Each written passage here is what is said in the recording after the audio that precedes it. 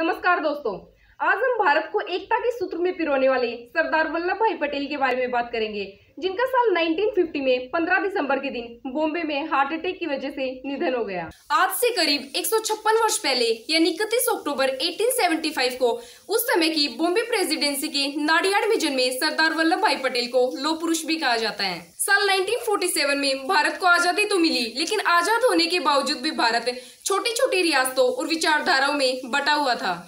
आधुनिक भारत के निर्माण में सरदार पटेल का सबसे बड़ा योगदान ये रहा कि उन्होंने 565 रियासतों को एक सूत्र में बांधकर आधुनिक भारत का निर्माण किया। 15 अगस्त 1947 के बाद भी जब भारत और पाकिस्तान के बीच लड़ाई हो रही थी, तब सरदार पटेल ने एक भाषण में ये साफ साफ कह दिया कि चाहे कुछ भी हो जाए, लेकिन भारत कश्मीर की जमीन पाकिस्तान को नहीं देगा। देश की आजादी के बाद भी कश्मीर, जूनागढ़ और हैदराबाद ये 3 रियासतें भारत में मिलने को तैयार नहीं हुए, और इन तीनों रियासतों में भी कश्मीर और हैदराबाद का भारत में विलय सरदार पटेल के सामने एक बहुत बड़ी चुनौती थी। भारत के आजाद होने के बाद अंग्रेजों ने भी कहा था कि कोई भी 15 सालों तक इन 565 रियासतों को एक साथ जोड़ नहीं सकता, लेकिन सरदार वल्लभ भाई पटेल ने महज 2 सालों में ही 565 रियासतों को एक सूत्र में बांधकर अखंड भारत का निर्माण किया। ये इतना आसान नहीं था, क्योंकि आजादी से पहले भारत के एक बड़े हिस्से पर अंग्रेजी हुकूमत कर रहे थे, और दूसरा हिस्सा वो था जहाँ पर वहाँ के राजाओं और रजवाड़ों की हुकूमत थी।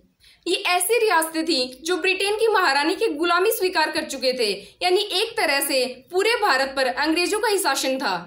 यानी सभी 565 रियासतों का भारत में विलय करना एक आसान काम नहीं था, क्योंकि पूरा भारत अलग अलग विचारधाराओं और रियासतों में बटा हुआ था। तब सरदार पटेल ने अपनी चालाकी और कूटनीति से हैदराबाद के नवाब को घुटने टेकने पर मजबूर कर दिया था, और इसी तरह उनकी कोशिशों की वजह से नवंबर 1948 तक भारतीय सेना की मदद से जूनागढ़ को भी भारत में शामिल कर लिया गया, जबकि कश्मीर के मुद्दे से उन्हें अलग ही रखा गया।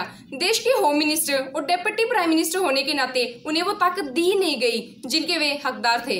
इन सारी मुश्किलों के बावजूद भी सरदार पटेल ने कुछ ही समय में सभी 565 रियासतों को एक सूत्र में बांधकर अखंड भारत का निर्माण किया।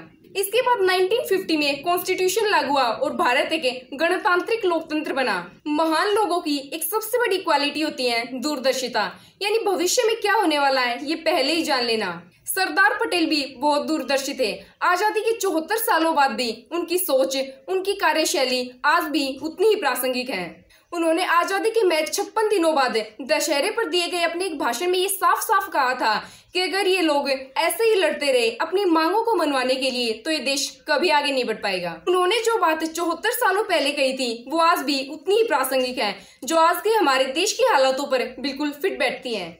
तो आज हमें सरदार पटेल से ये सीख लेनी चाहिए कि सरदार पटेल अगर उस समय उन 565 रियासतों की पसंद नापसंद पर जाते, उनकी आजादी पर जाते और उन्हें पूरी आजादी देते कि उन्हें क्या करना है व क्या नहीं करना, ये वे रियासतें खुद ही तय करें, तो आज हमारा देश एक हो ही नहीं पाता।